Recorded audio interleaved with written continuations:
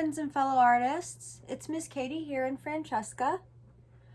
Today's project is going to be a drawing project, and we're going to design our very own vehicles. Now, vehicles are basically machines that can transport people or cargo. They can be things that you can pull or operate by yourself, like a bicycle or a wagon, say, or they could have a motor and be things like cars, trucks, motorcycles, what else? Buses, things like that.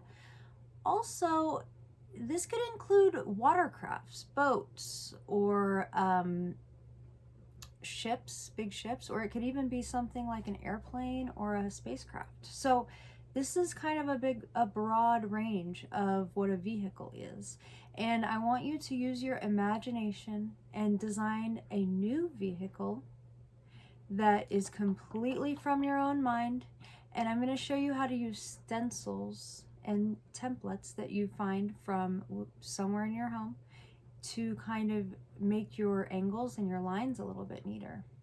All right, let's have a look at the supplies that you might use to make this drawing. I'm going to clear this stuff now and show you some of the items I found that I'm going to use for tracing in designing my vehicle. So, you're probably asking yourself, what on earth is all this junk, Miss Katie?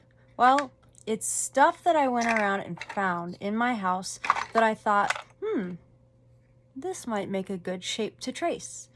Now, I'm going to show you how to kind of play around and test things out first, because some of these things might not trace as well as I think that they will. So let me get a piece of paper and show you what I mean. So let's look at how we can use these shapes and trace them. Now, when you lay your shapes down, you're going to probably find some of these items will trace better one way than another. Like, obviously, this would not be good to trace this edge. It might be kind of, well, unstable. You know what I mean? So you're going to want to find a stable, flat object to trace.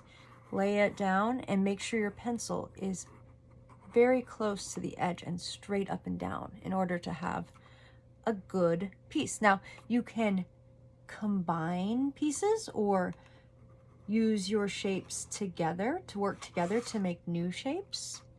Same with your circles. You could just trace, say, part of a circle and then maybe add in another shape with it. And now you have this new shape, okay? Now I brought over this kind of thing to show you, this cat collar tag, because you can just use this simply as a straight edge. Maybe I could utilize this end here, who knows? You're gonna find all sorts of crazy things in your house to trace. You might find that there are a lot of circles in your life to trace, but think outside the box. This is part of one of my daughter's toys. You might recognize this as a Shopkins deal. But look, I can make this really nice rounded square with it. In fact, I think I could almost make two if I trace the bottom, okay? So think outside the box. Look at your toys. Look at things in your cupboards, lids, things that are clear or open like this will be really nice to use because you can see your drawing underneath. So this is just me testing out. Now let's look at how I can use these pieces together to design a vehicle. All right, so I'm gonna get that set up for you guys and we'll have a look at that. I forgot to mention that if you have things like compass or a ruler or templates of any type, if you'd like to use those too, that's awesome. If you have those, use them. So before we get started, we should talk about, well, how to start. So I'm going to be drawing a little bit darker for you guys so you can see better, but it would be so wonderful if you could try to draw as lightly as you could, so that when it comes time to erase, you won't be struggling to remove lines that you do not want anymore. So starting this, I think it might be best to kind of start in the middle-ish possibly. You may want to decide, are you designing a watercraft? Are you designing a type of car, or say some type of truck that sells or delivers things, like a food truck, some kind of space combination of flying and road vehicle? Who knows? You may decide that first, or you may just start drawing and then whatever's kind of happening kind of ends up. So you can consider both options. You can start by just freehanding if you'd like, or you could start by taking, say, like a bigger shape. Like maybe I would start with this, but I probably will alter it. And like I said, I'm going to be drawing much darker than I would want you to draw. So this has a little notch here and it made it kind of funny. So I'm going to flip it around. I'm going to be drawing much darker than I want you guys to draw. So please draw lightly. So this might be my first shape. Now, from here, I might decide to, erase some things, change this somehow. But for now, I'm going to start with this. And then this might be like the main part of my vehicle. And then I'm going to kind of look and see what can I add to this to make it more interesting. Now, one other thing I'd like to point out is to please don't draw to the very bottom of your paper. Draw towards the center so that we can see all of your vehicle with space around it. Let's see what happens if I do something like this. I am getting close to the edge here, but that's just how it ended up. Maybe I'll kind of connect it here. Maybe take out some of these lines for now. It's looking kind of like a semi at this point. I need to change that. Maybe I'll put like some huge windows in here.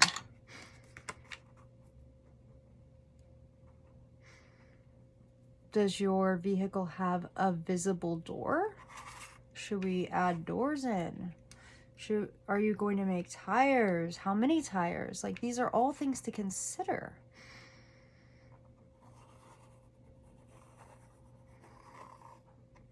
So let's say I want to repeat this shape, but this is too long. This space is too short and this piece is too long. So what you can do is you can start it like this, stop it, move it over.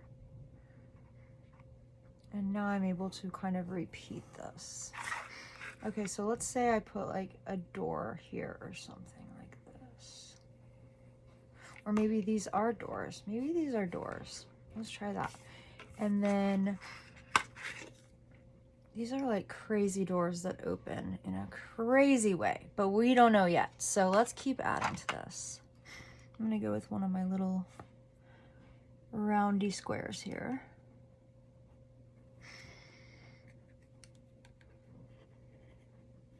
You guys, I am just making this up as I go along. Oh yeah, roundy square. Maybe a long roundy window here.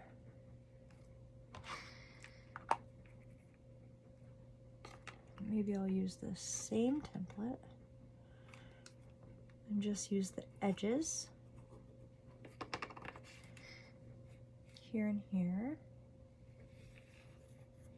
And then, whoops, it's a little too high. Low, I mean. And then I'll kind of connect them around.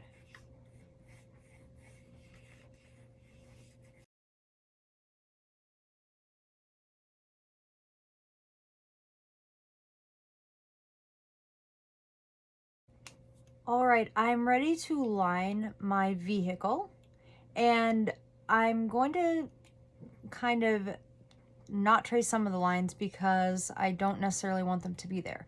Now, you can trace this by hand, or you can go back and trace all of your shapes. I think that I'm gonna just trace mine by hand because I want it to have kind of a drawn look rather than be so exact. And I'll tell you just a little bit about my vehicle while I'm tracing it.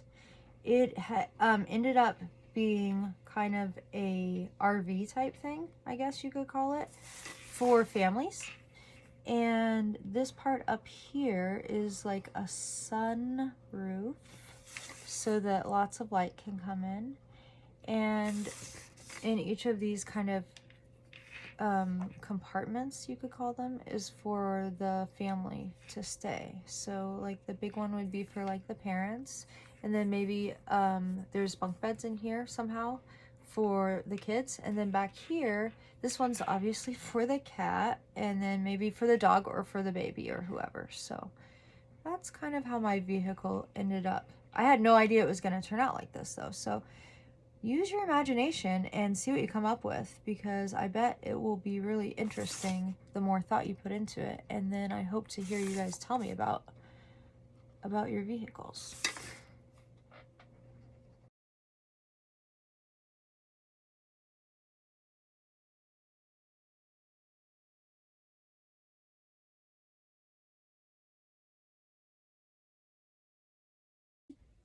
Make sure that you erase all of your pencil off after you've lined this. Any pencil that you have left will be trapped under marker if you don't get it all erased. Now, I've chosen a few colors that I may use.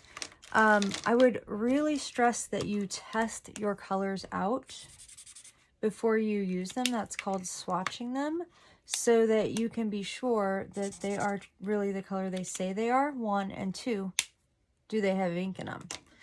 I also thought about, just to add some pizzazz and some color to this, I thought about doing like this kind of rainbow swoosh that goes through my vehicle.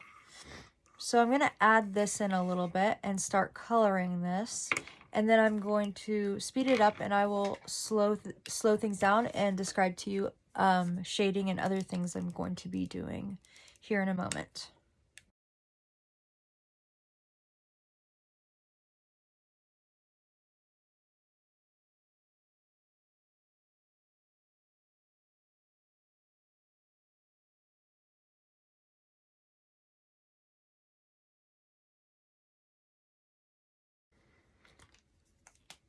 I'm going to start coloring in most of the van or vehicle with this light blue. I would recommend, if you're going to color something that you want to shade, to color it with the lightest color that you have of the color you're thinking to color it.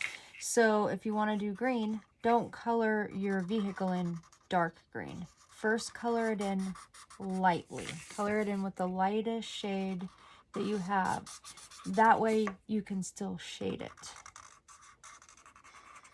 And I'm going to show you what I mean in a minute when I start to shade my van. We'll call it a van. It's kind of like a van. RV or whatever. Now remember, when you're coloring, to make those bubbles so that, where am I going to color this color? I think I'm going to color the doors. So trace your shape like this, guys. Trace it out and then color it in. Trace it.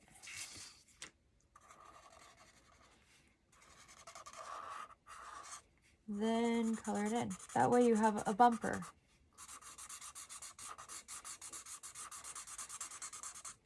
Now, if you want to do this in crayons, that's awesome. You can totally do this in crayons, and you'll probably have lots of colors to shade with if you do it in crayons. If you want to do it in oil pastels, you could do that. If you want to do oil pastels with watercolor, you could do that. There are so many different mediums you could use to make your vehicle come to life.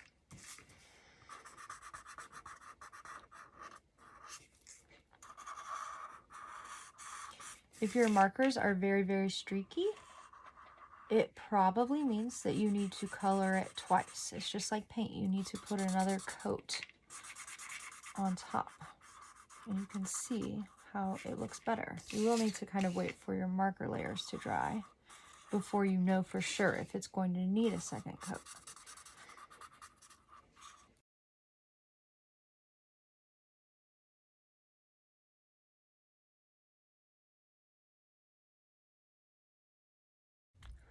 One shortcut I want to point out to you guys is that if you color your darker areas first and then you want something lighter next to it, if you can get those colored first, then when you go to color your lighter area, you will not need to trace or trace as much of a bumper. You can just color right over it like that. And depending on the color, like if it's black, you can just drive right over it with your marker and it's not a big deal. Just wanted to point out that little shortcut to you. Okay, before I start coloring the rest of this, let's look at how I can shade it. I'm going to show you a couple ways to shade it. Shading is where you make shadows on your drawing or your painting to make your object or whatever it is that your subject seem more three-dimensional, to have kind of shadows on it. So one way to shade is with our markers, and what you'd probably want to do is find a darker version of the marker you're using if you have it. Now if you don't have this, then I'm going to show you how to shade with colored pencils. Now I'm testing out some colors. This one feels a little green to be going with this color, but it could work. I could use that really dark blue. I'm going to look to see if I have something else. This one. This one might be okay. I feel like let's just go for this one. So before I do my second coat, I can put this darker color on the edges a little bit, maybe underneath. Think about like if the light was kind of hitting it at whatever angle you want to make the light hit it. Where would the darkest places be? I'm just actually going to, whoops, I forgot to color that part. I'm going to just actually shade kind of on the edges to make this simple for you guys. I'm just going to put a little bit of this darker blue color along the edges of these doors, because these doors are they kind of bubble out. They're kind of rounded in a way. So the cool thing about markers is if you do this and then color your second coat on top of it, you're going to blend them a little bit.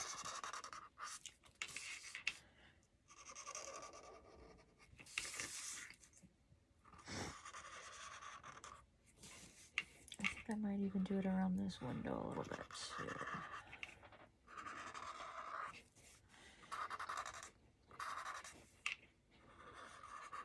Maybe there'd be a shadow on the side of the door handle there.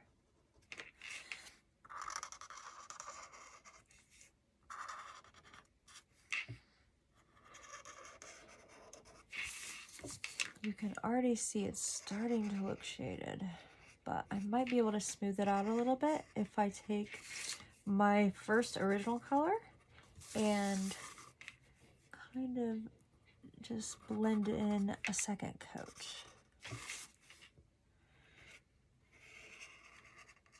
Now I will warn you that if you are doing this on computer paper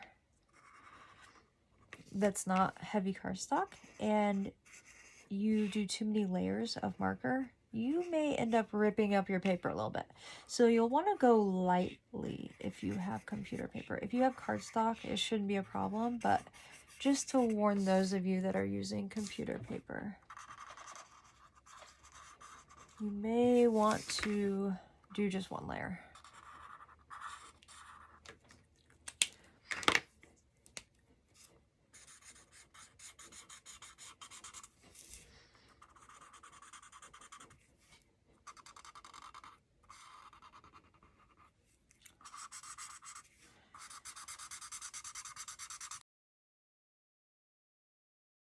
You kind of have to wait a minute for your marker to dry, but I didn't have a lot of contrast, but you can see it's a little bit shaded now. And in a second, after I color my second coat in, I'm going to show you how you can use colored pencils on top of markers. They're a great tool to use on top of markers for shading as well.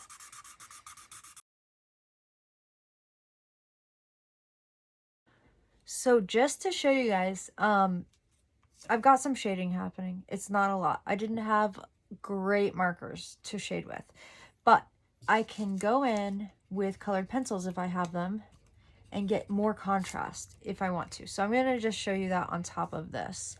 And you're going to just go in starting a little bit lightly, a little bit darker, really, actually, on the edges, a little bit darker, and then work your way out. And I might even kind of come around this rainbow a little bit. Let's see how it looks if I kind of blend out. So if I do my shading, let me just show you on here just to show you. I'm coloring like this. If I just stop like that, I'm not going to get a smooth transition. What you're going to want to do is press harder and then press lighter as you go out. Okay? So harder and then lighter as you go out. So go around your edges if you can with a colored pencil, and you're going to get a much nicer shading happening. And you can experiment with your colors. What would happen if I had this color here that I'm using? Whoops, that wasn't it. This color. What would happen if I shaded with this darker blue? Wow, look at that. That's going to really be contrasting. What if I even shaded with some kind of random cool color like this purple? Could be interesting.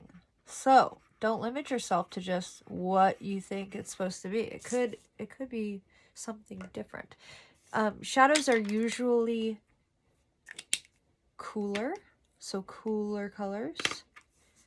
They're usually bluer colors, but there's no rules. You can do whatever you want. Be creative.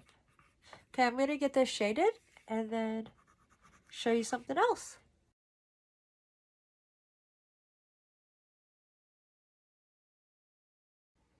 So let's look at some different ways we can do the windows.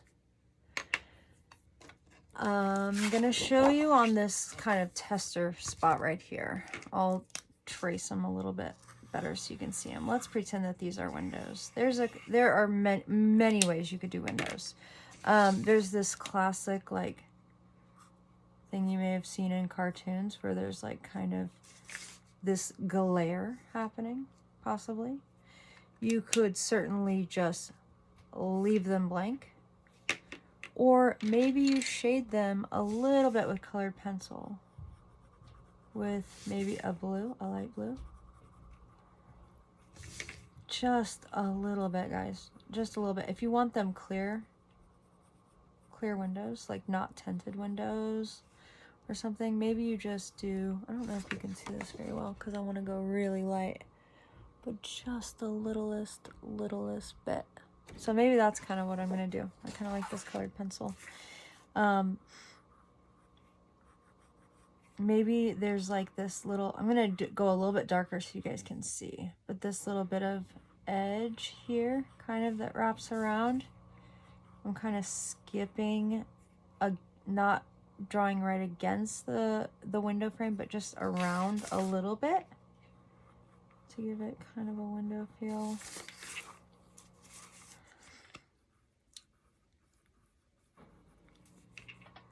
Does your vehicle have very many windows? I mean, who knows? These can look however you dream. I'm really actually excited to see what everyone comes up with. It's going to be really fun to share what you've made.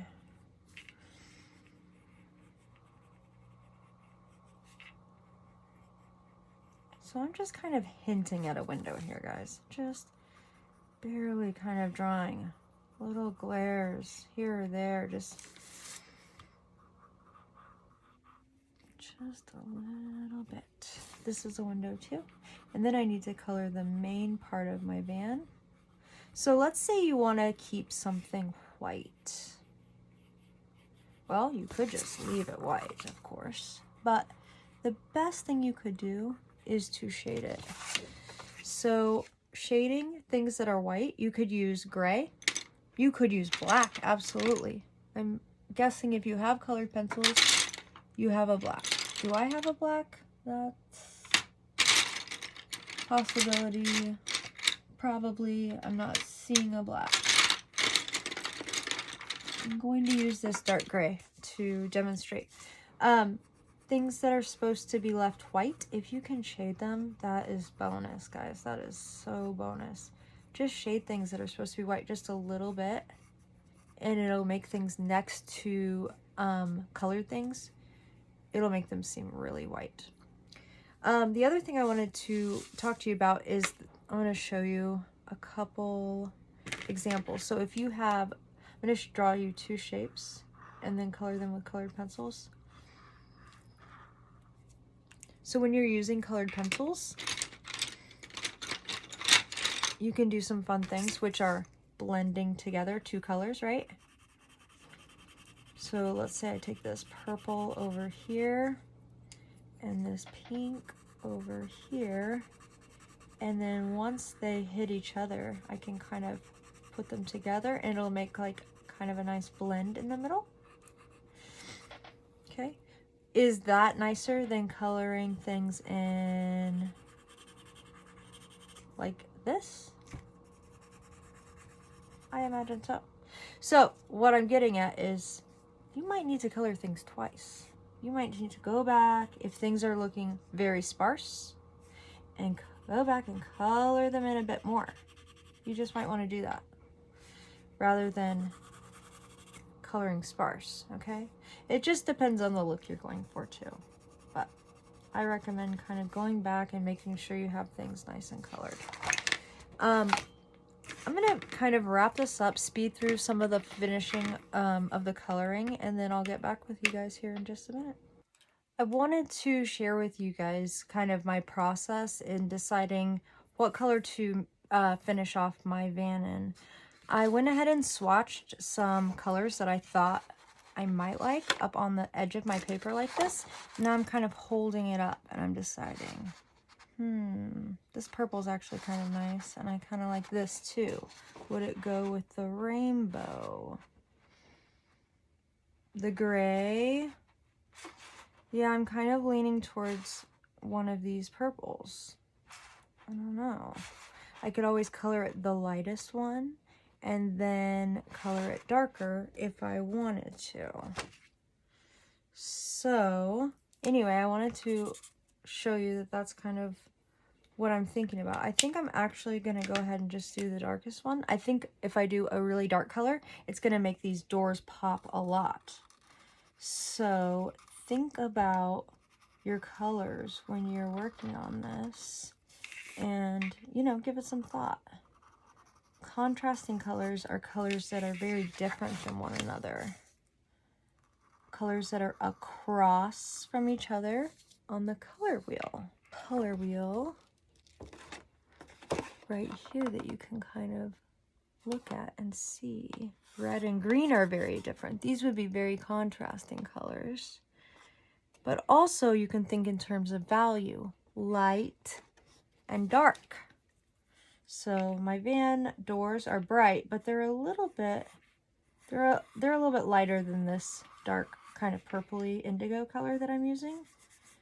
So that's kind of where I was coming from when I decided to use this color.